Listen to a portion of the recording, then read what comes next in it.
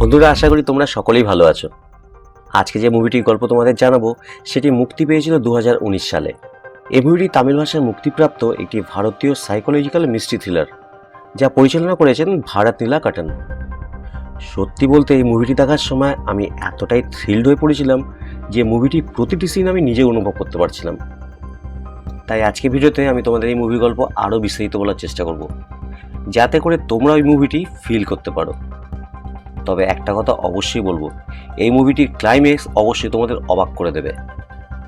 Hello বন্ধুরা, welcome to সিনেগল্প central.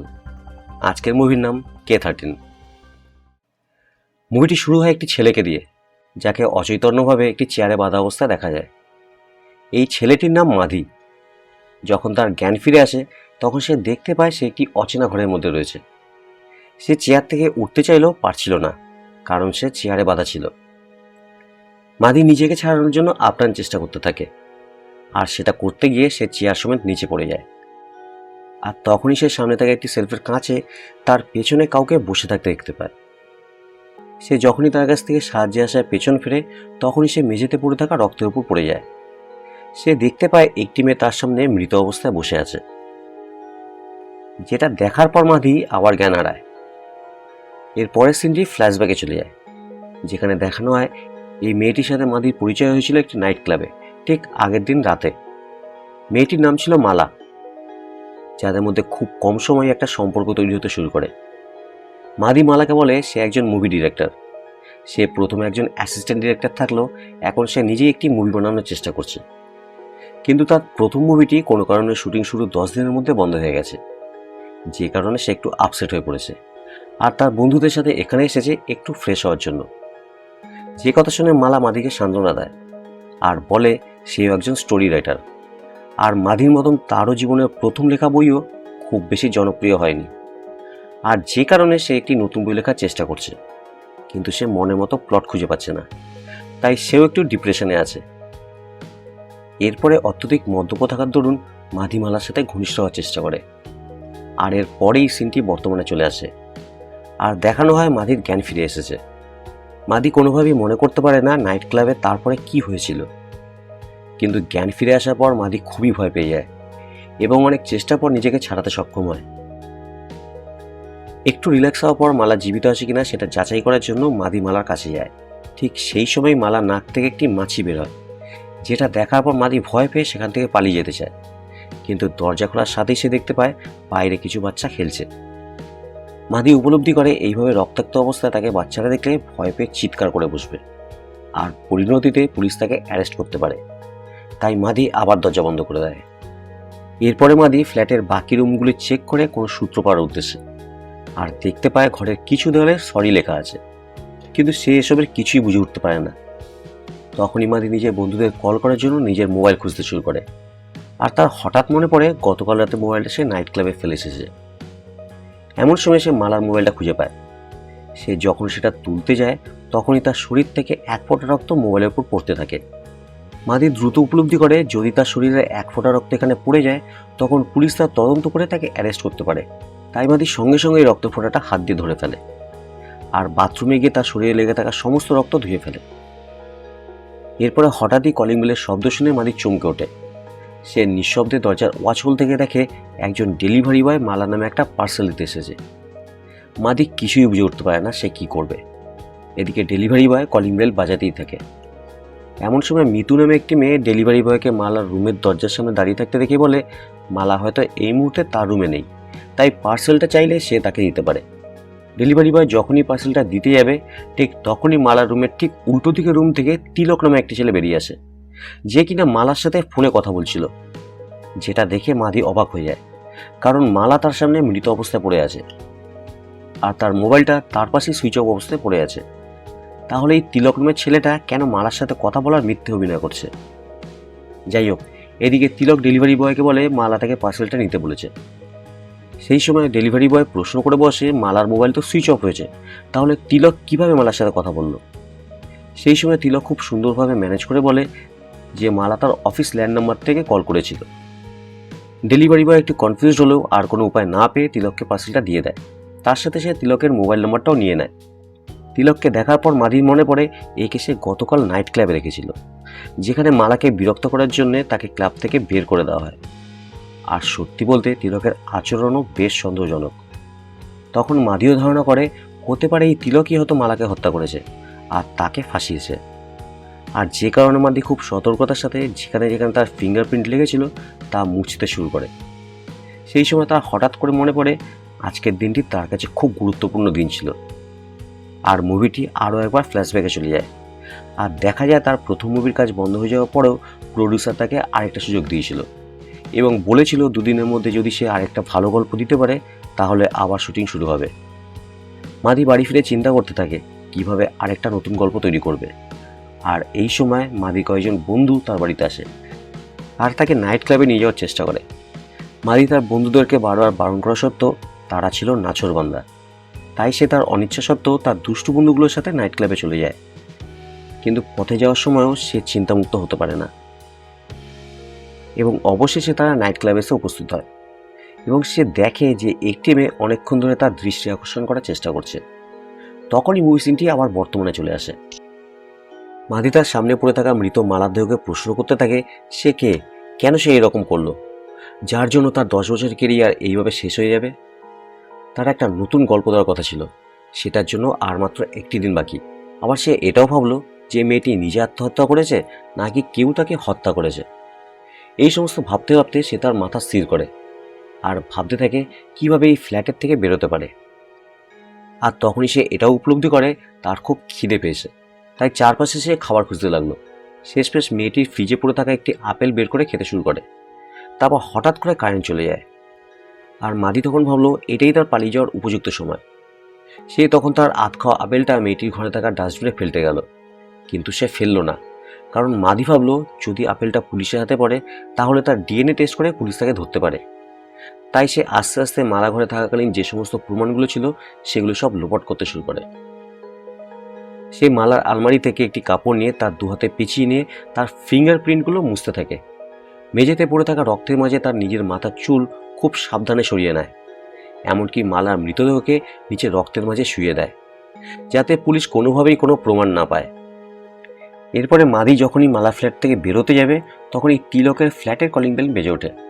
মাদি দরজার ডোর হলতে দেখায় যে 2জন কাঠের মিস্ত্রি তিলকের ফ্ল্যাটে কিছু কাঠের কাজ করার জন্য এসেছে এবং তারা লিফট লবিতেই তাদের কাজ শুরু করে দেয়। এসব দেখে মাদি খুবই রেগে যায় যে মিস্ত্রিগুলো আর আসার সময় পেল না। এরপর মাদি জানলা দিয়ে পালিয়ে যাওয়ার প্ল্যান করে এবং যখনই সে জানলা দিয়ে বাইরে তাকায় এবং দেখে সে 20 তলার একটি ফ্ল্যাটে রয়েছে, এবার মাদি আরও চিন্তায় পড়ে যায় যে সে কিভাবে এই বিপদ থেকে মুক্তি পাবে। এমন সময় মাদি দরজার ওপারে কিছু কোলাহল শুনতে পায়। যথারীতি সে ডোরল দিয়ে দেখে বাইরে পুলিশ এসেছে, কারণ বেসমেন্ট এবং এই ফ্লোরে সিসিটিভির ক্যামেরাকেও ভেঙে ফেলেছে, তাই বিল্ডিং ওনার পুলিশ জেগেছে। ওদিকে পুলিশ দেখে মাদি খুবই ঘাবড়ে যায় এবং সে ভাবতে থাকে এবার সব শেষ, কারণ সে আর কোনো বাঁচার পথ খুঁজে পায় না। মাদি এবার দরজার ওপারে কথোপকথন শোনার চেষ্টা করে। সে শুনে লেডি ইন্সপেক্টর কাঠমিস্ত্রিদের পরে এসে কাজ করার কথা বলে এবং মিস্ত্রিগুলো সঙ্গে সঙ্গে চলে যায়। পুলিশ সিসিটিভি ভাঙার কারণ খুঁজতে গিয়ে অনুমান করে কোনো চোর হয়তো চুরির উদ্দেশ্যে এই কাজ করেছে। তাই পুলিশ ওই ফ্লোরের সমস্ত বাসিন্দাদের জিজ্ঞাসাবাদ করতে থাকে। সমস্ত ফ্ল্যাটের লোক বেরিয়ে আসলেও মালা ফ্ল্যাট থেকে কেউ না বেরানোয় তিলক পুলিশকে এই রুমে কেউ নেই বলে জানায়। সেই সময় শালিনী নামে একজন মেয়ে বলে মালার গাড়ি কিন্তু বেসমেন্টে পার্ক করা রয়েছে। তখন পুলিশ মালার রুমের কলিং বেল বাজায় যে ভেতরে কেউ আছে কিনা, কিন্তু কোনো সাড়া শব্দ না পাওয়ায় তারা অনুমান করে মালা হয়তো কোথাও গিয়েছে। এদিকে ইন্সপেক্টরকে থাড়া নামে একটি মেয়ে ভিডিও ফুটেজগুলো দেখায়, যেখানে দেখা যায় সিসিটিভির নিচে দাঁড়িয়ে কেউ সিসিটিভিগুলোকে কিছুতে আঘাত করে ভেঙে ফেলেছে, কিন্তু সিসিটিভির নিচে দাঁড়ানোর ফলে সেই ব্যক্তিটি ফুটেজে ধরা পড়েনি। এবার পুলিশের একটু সন্দেহ হতে শুরু করে, কারণ একমাত্র মালা ছাড়া বাকি সবাই উপস্থিত। এদিকে মালার গাড়ি বেসমেন্টে রয়েছে, এমনকি মালার মোবাইলে কল করা হলে সেটিও সুইচ অফ বলছে। তাই পুলিশ মালার রুমের ডুপ্লিকেট চাবির খোঁজ করে। সেই সময় থাড়া বলে মালার রুমমেট পাবিত্রার কাছে চাবি থাকতে পারে। পুলিশ পাবিত্রাকে কল করলে সে বলে এই মুহূর্তে সে আসতে পারবে না, কারণ সে এখন অনেক দূরে রয়েছে, তার আসতে সন্ধে হয়ে যাবে। আর এদিকে দরজার পাশে দাঁড়ানো মাদি সবকিছু শোনার পর ভাবতে শুরু করে তিলকের মিথ্যে বলে পার্সেল নেওয়া, সিসিটিভি ভেঙে ফেলা, এসবের পিছনে নিশ্চয়ই কোনো রহস্য লুকিয়ে আছে। সে নিশ্চিত হয় পরিকল্পনা করেই মালাকে হয়তো হত্যা করা হয়েছে, কিন্তু সে এটা বুঝতে পারে না কেন তাকে এভাবে ফাঁসানো হলো। এবার মাদি ফ্রাস্ট্রেট হয়ে পড়ে এবং সেখান থেকে বেরোনোর পথ খুঁজতে শুরু করে এবং সে মালার একটি ট্যাপ খুঁজে পায়। মৃত মালার আঙুলের ফিঙ্গারপ্রিন্ট নিয়ে সে ট্যাপটিকে আনলক করতে সক্ষম হয় আর সেই বিল্ডিংয়ের ম্যাপ বের করে এক্সিট পয়েন্টটা দেখে দেয়। কিন্তু দরজার বাইরে পুলিশ থাকায় সে জানলা দিয়ে বাইরে বেরোনোর কথা চিন্তা করে। আরেকদিকে পুলিশ মাস্টারকে নিয়ে আসে মালা রুমের দরজা খোলার জন্য। পুলিশ যখনই দরজা খুলতে যাবে সেই সময় আমরা দেখি মাদি ইতিমধ্যেই জানলার নাট খুলে বাইরে বেরোতে সক্ষম হয়েছে। কিন্তু 20 তলার উপর থেকে নিচে নামা তো আর মুখের কথা নয়, এত উঁচু থেকে নিচে তাকালে এমনিই গা শিউরে উঠবে। যাই হোক, এদিকে মাদি অসম সাহসের উপর ভর করে বিল্ডিংয়ের ছাদে পৌঁছতে সক্ষম হয়। কিন্তু এখানেও ব্যাড লাক পিছু ছাড়ে না। ছাদে একটি মেয়ে থাকে যে কিনা ফোনে কারোর সাথে কথা বলতে থাকে। মাদি সেখানে কোনোভাবে নিজেকে আড়াল করে ফেলে, কিন্তু মেয়েটি ফোন শেষে ছাদ থেকে নামার সময় ছাদের দরজা ভেতর থেকে বন্ধ করে দেয়। মাদি অনেক চেষ্টা করেও দরজাটা খুলতে পারে না। সেই সময় মাদি ছাদের কুলিং ফ্যানের মধ্যে দিয়ে দেখে পুলিশ এখনও মালা রুমের দরজা খুলতে পারেনি, কারণ মাদি যখন আসে তখন রুমের দরজা ভেতর থেকে লক করে এসেছে। শেষ পর্যন্ত পুলিশ স্থির করে মালার রুমমেট পাবিত্রা আসলে পরে তারা আরেকবার মালা রুম খোলার চেষ্টা করবে। কিন্তু এখানেও তিলকের বারবার মালা রুমের দিকে তাকানোটা বেশ সন্দেহজনক লাগে। মাদি আবার ছাদের পাইপ বেয়ে মালা রুমে চলে আসে আর জানলাটিকে আগের মতো করে লাগিয়ে দেয়। মালা রুমে আসার পর মাদি চিন্তা করে, আচ্ছা ওই পার্সেলটার মধ্যে কী ছিল যেটা তিলক মিথ্যে কথা বলে নিয়েছিল। এটা জানার জন্য সে দরজা খুলে বাইরে বের হয় এবং দরজার সামনে একটি কাঠ দিয়ে রাখে যাতে দরজাটা ভেতর থেকে বন্ধ হয়ে না যায়। সে দেখতে পায় কাঠমিস্ত্রি তার মোবাইল বাইরে চার্জে লাগিয়ে রেখেছে। মাদি মোবাইল ফোনটা নিয়ে নেয় এবং তিলকের নম্বর মনে করে যেটা সে ডেলিভারি বয়কে বলেছিল। এরপরে তিলককে কল করে নিজেকে ডেলিভারি বয় পরিচয় দিয়ে বলে সে অ্যাপার্টমেন্টের মেন গেটের সামনে দাঁড়িয়ে আছে আর তার সাথে দেখা করতে চায়। তিলক যখনই সেদিকে যেতে থাকে সেই সুযোগে মাদি তিলকের ফ্ল্যাটে ঢুকে পড়ে আর মালার পার্সেলটা খুঁজতে থাকে। অনেক খোঁজাখুঁজি পরে সে পার্সেলটা খুঁজে পায় এবং দেখে সেটি একটি ভ্যালেন্টাইন গিফট। এরপরে মাদি পার্সেলটা সত্য যাচাই করার জন্য তিলককে পুলিশের ভয় দেখিয়ে বলে, আপনি অন্যের পার্সেল মিথ্যে বলে রিসিভ করেছেন আর এই জন্য আমাদের কোম্পানি থেকে আপনার বিরুদ্ধে স্টেপ নেওয়া হচ্ছে। তখন তিলক ভয় পেয়ে যায় আর স্বীকার করে সে মালাকে ভালোবাসে, কিন্তু সে কোনোদিনই মালাকে মুখ দিয়ে কিছু বলতে পারেনি। তাই সে নিজেই এই গিফটটা কুরিয়ারের মাধ্যমে মালাকে পাঠিয়েছিল। এই কথা শোনার পর মাদি কলটা কেটে দিয়ে তাড়াতাড়ি করে তিলকের রুম থেকে বেরোতে যায়। সেই সময় হঠাৎ একটি বাচ্চার বল তিলকের রুমে চলে আসে। বাচ্চাটি বল নিতে আসার আগেই সে বলটিকে জোরে মেরে বাইরে বার করে দেয়, কিন্তু দুর্ভাগ্যবশত বলটি লেগে মালা রুমের দরজা খুলে যায়। এই অবস্থায় বাচ্চাটি বল নিতে আসে। সে যদি মালা রুমের দিকে তাকায় তাহলে সর্বনাশ, কিন্তু সৌভাগ্যক্রমে বাচ্চাটি মালা রুমের দিকে না তাকিয়ে তিলকের রুমের দিকে কিছুক্ষণ তাকিয়ে চলে যায়। বাচ্চাটা চলে যাওয়ার পর মাদি দ্রুত কাঠমিস্ত্রির ফোনটাকে চার্জে বসিয়ে মালা রুমে ঢুকে পড়ে। এরপর মাদি মালার ট্যাপটা খাটতে থাকে কোনো সূত্র পাওয়ার আশায় এবং সে মালার ফেসবুক অ্যাকাউন্ট চেক করে। আর সেটা করতে গিয়ে সে মালা আর তার রুমমেট পাবিত্রার চ্যাটলিস্ট দেখতে পায় আর সেটা দেখে মাদি সমস্ত বুঝতে পারে। আসলে মালা পাবিত্রার জীবনের কিছু গোপন কথা জেনে নিয়ে ছদ্মনামে একটি বইয়ের মাধ্যমে তা প্রকাশ করে।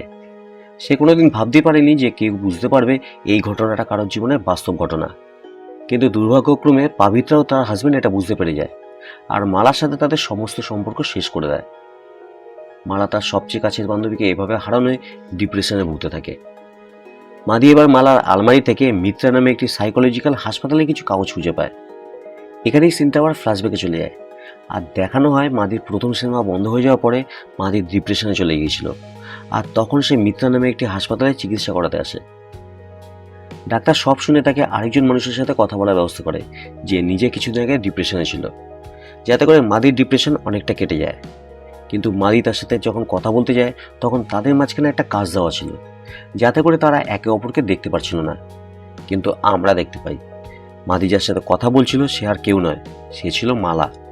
মাদি মালাকে সব কিছুই খুলে বলে, কিন্তু মাদি যখনই মালার বিষয়ে জিজ্ঞাসা করে সে কিছু না বলেই সেখান থেকে চলে যায়। ফ্ল্যাশব্যাক শেষে সিনটি এবার বর্তমানে ফিরে আসে। মাদি মালার ফেসবুকে নিজের আইডি সার্চ করে দেখে মালা অনেক দিন আগে থেকেই তাকে ফ্রেন্ড লিস্টে অ্যাড করে রেখেছে।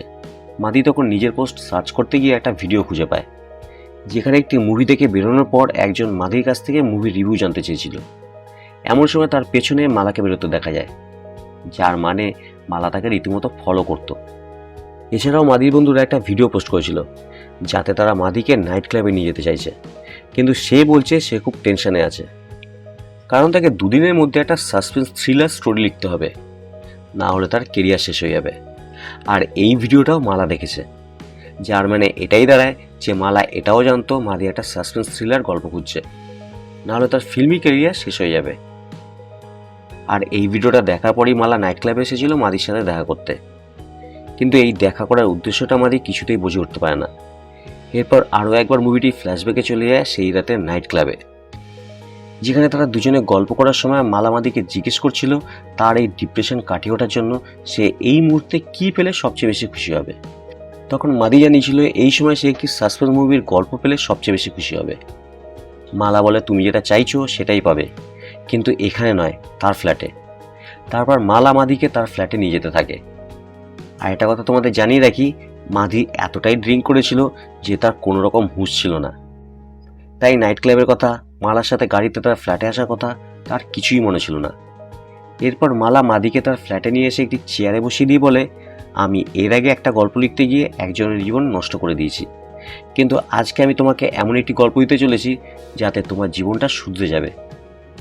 এখন থেকে যা যা ঘটবে সেটা তোমার নতুন স্টোরির ক্ষেত্রে অনুপ্রেরণা দেবে, কিন্তু আমি তোমাকে একটা শর্তে গল্পটা দিতে পারি, তুমি যখন এই গল্প নিয়ে মুভি বানাবে সেখানে আমার নামটা হাইলাইট করে দেবে। মাদি এতটাই মদ্যপ ছিল যে মালা যা বলছিল তাতেই সে হ্যাঁ করছিল। সে মালার মাথায় হাত দিয়ে প্রমিস করে সে যা বলছে তাই হবে। মাদির যে কোনো হুঁশ নেই সেটা মালাও বুঝতে পারে, তাই সে বারবার তার কানের সামনে গিয়ে তার নিজের নামটা বলতে থাকে। এরপর সে মাদির কানে একটা হেডফোন পরিয়ে দেয় আর তাকে পেপার টেপ দিয়ে চেয়ারের সাথে বেঁধে ফেলে, আর নিজে ঠিক মাদির পেছনে বসে হাতের শিরায় আঘাত করে আত্মহত্যা করে। এরপরে যা যা ঘটনা ঘটে সেটাই মাদির মুভির স্টোরি হবে, এটাই মালার পরিকল্পনা ছিল। ফ্ল্যাশব্যাক শেষ হয় আর মুভি সিন আবার বর্তমানে ফিরে আসে। মাদি এবারও ভাবে মালা তাকে গল্প দেওয়ার জন্য এইভাবে নিজেকে শেষ করেছে, কিন্তু এর ফলে যে মাদি এখানে ফেসে গিয়েছে সেটা মনে করতেই মাদি রেগে যায়। এরপরেই মাদি গভীরভাবে চিন্তা করে দেখে মালা তাকে ফাঁসায়নি, কারণ অ্যাপার্টমেন্টে ঢোকার মুখে মালা মাদির সিটটাকে ডাউন করে দিয়েছিল যাতে করে বিল্ডিংয়ের সিকিউরিটি তাকে দেখতে না পারে। আর মাদিকে নিয়ে ফ্ল্যাটে ঢোকার সময় সে নিজেই সিসিটিভি ক্যামেরাগুলো ভেঙে ফেলেছিল যাতে সেখানেও মাদি ভিডিও ফুটেজে ধরা না পড়ে। মাদি এবার উপলব্ধি করে মালা এসব পরিকল্পনা করেই করেছিল যাতে মাদি কোনোভাবেই ফেসে না যায় আর সে যাতে এখান থেকে কোনো সমস্যা ছাড়াই বেরিয়ে যেতে পারে। তখন মাদি ভাবে মালা তার জীবনটা এই কারণেই উৎসর্গ করেছে যাতে মাদি এই স্টোরিটা তার প্রডিউসারকে দিতে পারে আর এর উপর মুভি বানাতে পারে, আর এরই সাথে মাদি তার কেরিয়ারটা বাঁচাতে পারে। তাই মাদি স্থির করে এখনই তাকে এখান থেকে পালাতে হবে, কারণ মালা শেষ ইচ্ছাটা পূরণ করতে গেলে তাকে আগামীকালকের মধ্যে এই স্টোরিটা জমা দিতে হবে। ঠিক সেই মুহূর্তে লোডশেডিং হয়ে যায় আর মাদিও ফ্ল্যাট থেকে বেরোতে থাকে। এদিকে সেই সময় লেডি ইন্সপেক্টর পবিত্রা থেকে চাবি নিয়ে মালা রুম চেক করার জন্য আসে। মাদি সেটা দেখতে পেয়েই অন্য গেটের দিকে চলে যায়, আর যখনই মাদি মেন গেট পার করে বেরিয়ে যায় সেই সময়ই অ্যাপার্টমেন্টে বিদ্যুৎ চলে আসে, আর এখানেই মুভি শেষ হয়ে যায়। আরে দাঁড়াও দাঁড়াও, আসল টুইস্ট এখনও বাকি আছে। তোমরা হয়তো ভাবছো মাদি এই স্টোরি নিয়ে একটা মুভি তৈরি করবে, কি তাই তো? আসলে বাস্তবে আমরা এতক্ষণ যা দেখলাম সেটা একটা মুভি ছিল, আর মুভিটির স্টোরি যে লিখেছে তার নাম দিলীপ। কি কনফিউজ হয়ে গেলে? চলো আমি তোমাদের হেল্প করে দিচ্ছি। মুভিতে মাদি নামে যাকে দেখানো হয়, যার মুভি শুটিং বন্ধ হয়ে গেছে আর যে নতুন মুভির গল্প খুঁজে বেড়াচ্ছে তার নিজের কেরিয়ার বাঁচানোর জন্য, যে ডিপ্রেশনে ভুগছে, আসলে এসবই হচ্ছে এই দিলীপ নামে ছেলেটির জীবন কাহিনী। যখন দিলীপের প্রডিউসার নতুন স্টোরি প্রেশার দেয় তখন সে নাইট ক্লাবে গিয়ে একটি মেয়ের সাথে পরিচিত হয়। সেই সময় দিলীপের মাথায় একটা আইডিয়া আসে আর সে মেয়েটাকে ভুলিয়ে তার ফ্ল্যাটে নিয়ে আসে। ফ্ল্যাটে ঢোকার সময় সিকিউরিটি চেক পয়েন্টে সে একইভাবে মেয়েটার সিট ডাউন করে দেয় আর সিসিটিভির ক্যামেরাগুলো ভেঙে দেয়। ফ্ল্যাটে এসে মেয়েটার হাতের শিরা কেটে মেরে ফেলে। আর এই গল্পটাই সে আরও সংশোধন করে K13 মুভির গল্প লিখেছিল, যে মুভিটি খুব জনপ্রিয় হয়েছিল। আর এরকম একটা টুইস্টের সাথেই মুভিটি শেষ হয়ে যায়। তোমাদের এই মুভিটির ক্লাইম্যাক্স কতটা অবাক করলো অবশ্যই কমেন্ট করে জানিও, আর ভালো লাগলে অবশ্যই একটা লাইক করো আর বন্ধুদের সাথে শেয়ার করে দিও। আজ এতটুকুই, দেখা হবে আবার পরের ভিডিওতে। সবাই ভালো থেকো।